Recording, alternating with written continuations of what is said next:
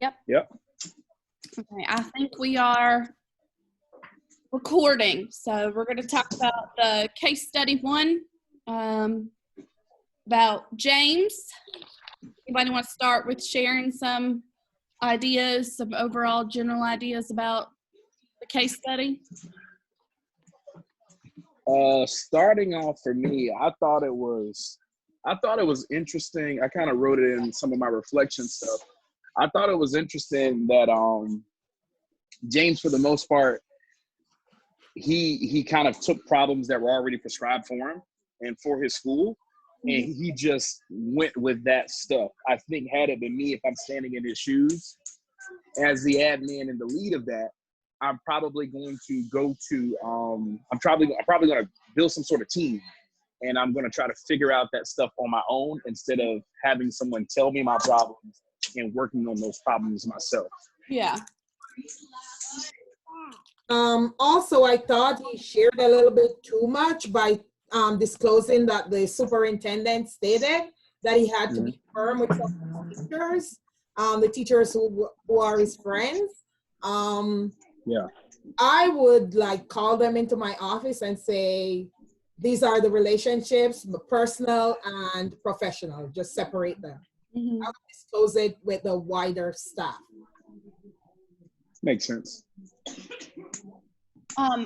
For me, this was kind of personal because there have been several people in my school who have moved from teacher to administrator, and that's a hard change to make inside of a school that you've worked in for a long time. So, I mean, I thought he handled it pretty well. He seemed to be very frank and upfront that this is what we were facing, this is what I've been told, this is what we have to do. You know, to me, it seemed like he very clearly wanted to draw the line that he's now in a different role, which is, hard to do when you transition into a different role that he's been in a school for, 17 years, I think is what it said. So, I thought he handled it pretty good. Now, he did come from, he was a PE teacher into a school that had struggling reading scores. So he reached out a lot to the reading coach. What did you guys think about that? I had also put the same thing down about, I thought he did a good job trying to get the rest of the staff to kind of buy into the fact that he was in a different position, because we've been in that position as well. And it is, like you said, it's very difficult to do. But I thought it was good that he utilized the reading coach. Sometimes, and it's hard to tell from just a few pages of case study, but it's hard to tell if he just kind of took her word for it a lot instead of making sure that the research was there to show that programs that they used were effective. And I think Indeed.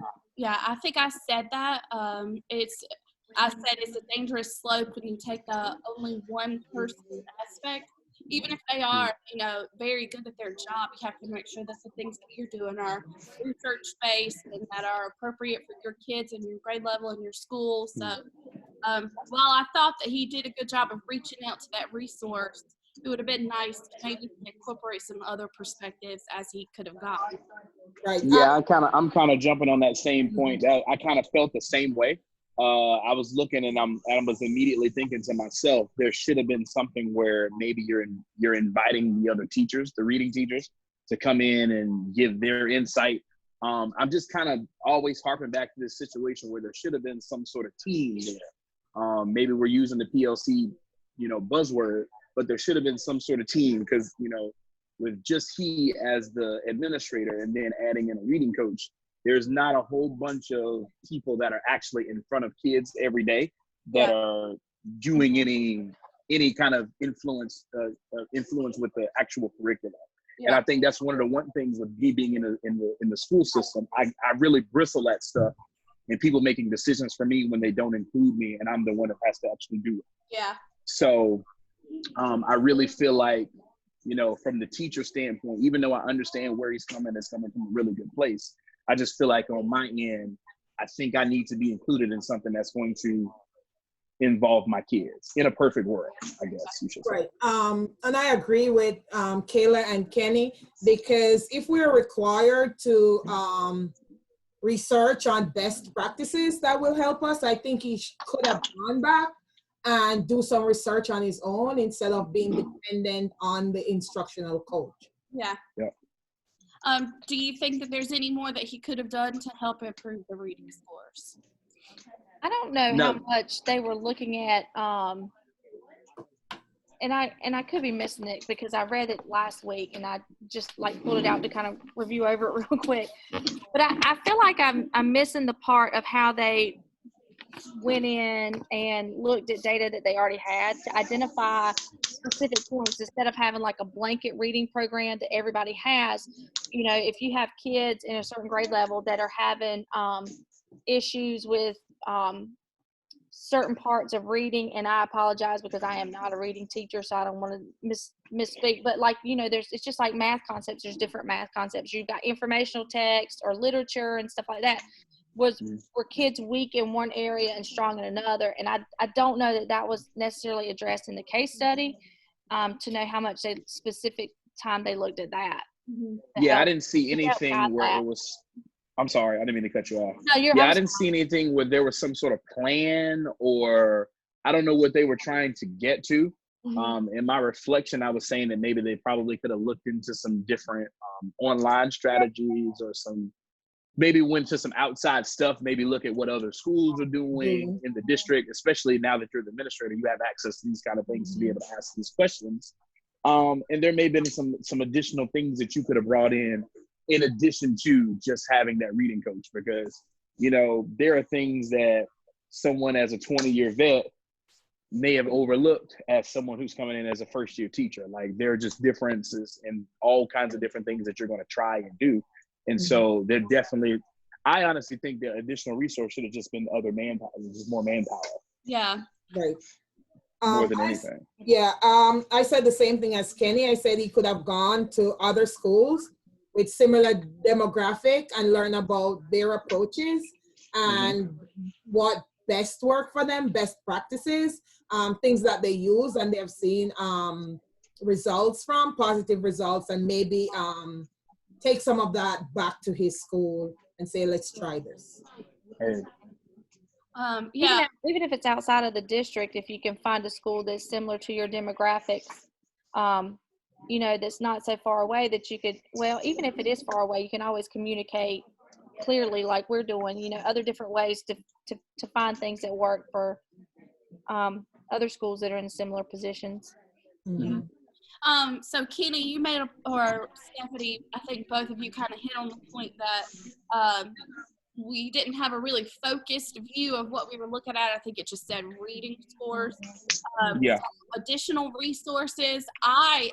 I'm a 7th grade language arts teacher, so I don't teach reading, but a lot of times we have to identify those areas where students do have deficits, and there are lots of assessments that he could have used as additional resources like the Maze, Core Phonics, other things that really would have helped isolate down to the individual skill level that would show, you know, what kids are having fluency issues, what kids are having decoding issues, what kids are having, you know, comprehension issues. So, you know, those are some additional resources that James could have utilized. Anybody else have any additional resources that they thought he might have used too? No, I didn't write down any specifics. Mine was just mainly just, you know, I just said diagnostic stuff and all that. Yeah. Could use iExcel to support the math and the reading, because you need to be able to do math, science, and social studies. So. Okay. And then what could he be sacrificing by placing emphasis only on reading? You know, I wrote everything. Yeah. He's sacrificing everything else. Yeah. I know, you know, being in the classroom, students and teachers, if I know I'm not being checked and looked over, I'm going to do anything. Right or wrong. Like, if I'm a teacher and I know that you're not coming down to my section of the hallway, then it matters, but it doesn't really matter. You know what I'm saying? Like, I'm not really worried about corrective action. I'm not worried about my principal coming in there and just, you know, if I'm off of my game that day, It doesn't really matter because if I know that, you know, he's not checking for me. And I believe that puts an incredible amount of pressure on those language arts teachers because they feel like they have to solve all the problems of the school while everyone else is scot-free. Yeah, it would put pressure on language arts, but I also think that you kind of devalue the work that everybody else is doing. If you're only catering, That's exactly what I put. yeah, if you're only catering to the need of one, what am I trying to say? Core Subject. subject area, then you devalue the wonderful work that science, math, social studies, even labs, you know, when you're only focused on one area. Yeah, reading is crucial. It's crucial to everything, but And the other areas will decline. Like Kenny said, if I teach math and I know like, oh, the focus is on English, I'll be like, I'll go in my classroom, I'll be just do the bare minimum, which is not right, but you have teachers who do that. And then the English teachers would be like, I'm being checked by my principal because this year the focus is on reading. And all those teachers would be doing the work. Then kids come to science and history, they're like, they don't care. So I'm just going to go there and do the bare minimum as well. Well, and I don't feel like it does a whole lot for teacher morale within the building either. Because, and I'll give you a for example, and in the state of North Carolina right now, math teachers in the middle school are eligible to receive that big bonus if their kids meet a certain percentile of growth or whatever. I don't even know. But, you know, I work as an elective teacher just as hard as they do. I remediate kids for that. Language arts teachers work hard. Science teachers work hard. Social studies teachers work hard. So there's a level of, you know, you get frustrated. It's like, well, do the rest of us not matter? You know, and you definitely don't want that. I mean, you do not want a staff that feels like there's a core that matters and a core that doesn't matter. Indeed. yeah, I agree. Yep. Okay. Anybody have anything else? One thing I said is similar back to whatever you all said. All subject areas should be mentioned at the same time in the school improvement plan. But there was nothing in the end to say how are we going to improve the students' behavior, even though it was mentioned up front in the study. There were Rody and the parents, but there was nothing else after how we would help to fix this while we're helping to fix the reading scores. Yeah. I think it's unrealistic to think that because James is now the principal, even though he had good classroom management, all of the students fell in line because he's now the principal. I think that's unrealistic. Well, and his relationship with children and everything is going to change too. I mean, you know, as a classroom teacher, my relationship is different than the relationship the kids have with the principal. It's just different. And some of it depends on what type of behavior those kids have. Yeah. Yeah. That's fair. At the end, it said that the reading scores began to improve. I was interested to see how much or if there was a specific area. To me, his whole program was very general, also very each to the test.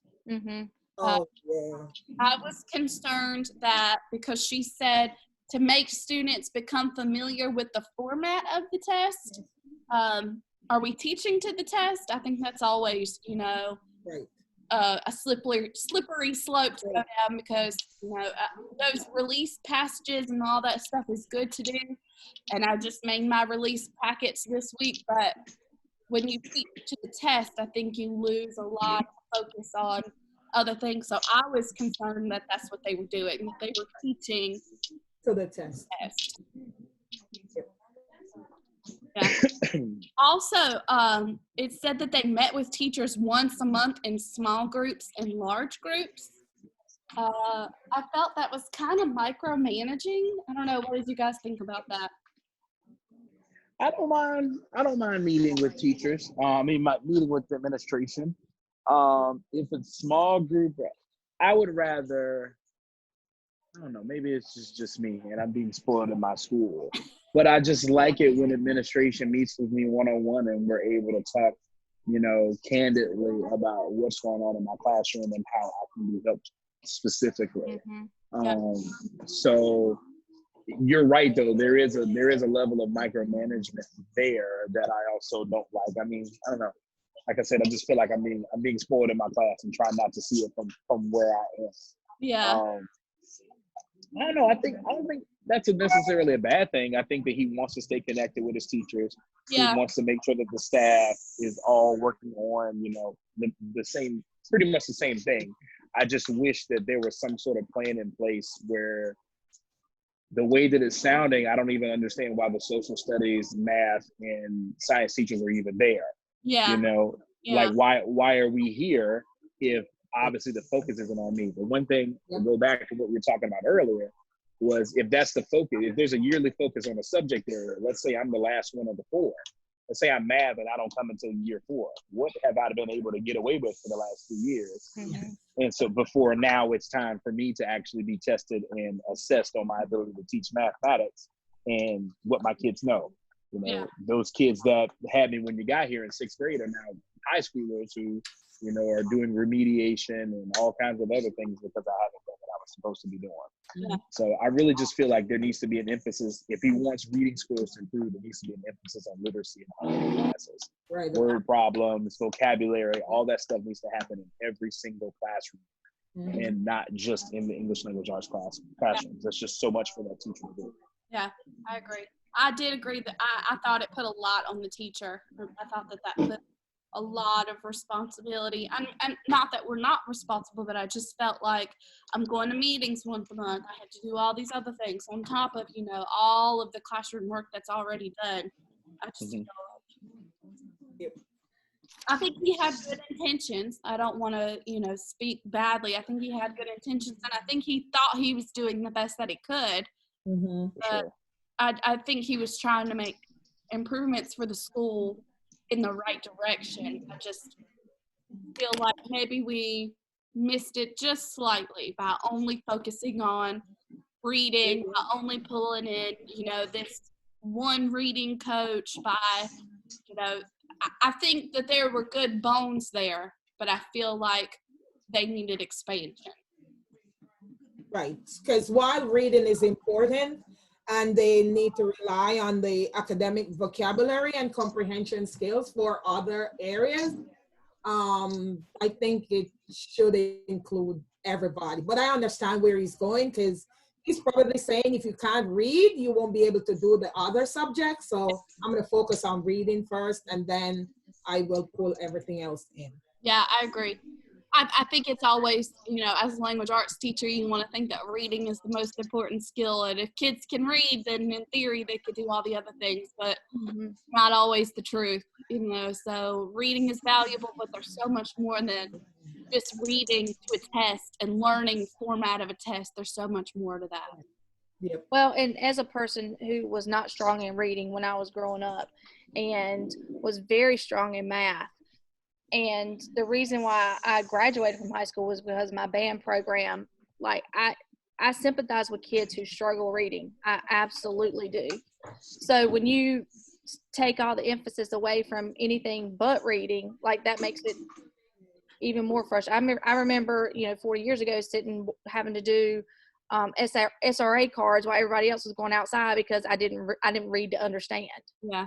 And that to me was that's part of what made me hate reading. And as an adult, I still have issues with reading because of that. And I know that's what it stems from. Yeah. So you have to take in consideration the whole child. I think when you're educating a child, you can't just focus on one thing, like we've said.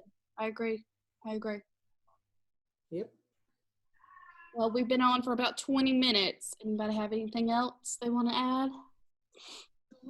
No, I'm all good. I was just snapping on one of my students, and I'm sorry.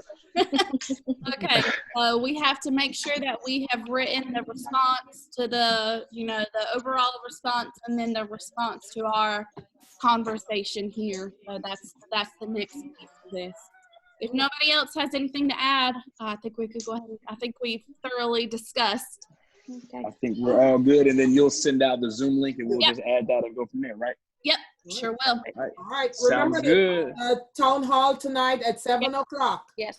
Town hall tonight, talking about the Aptel. All right. There we go. Sounds good. See you All then. right, talk to you later. See you later. Bye. All right. Thank you. Bye.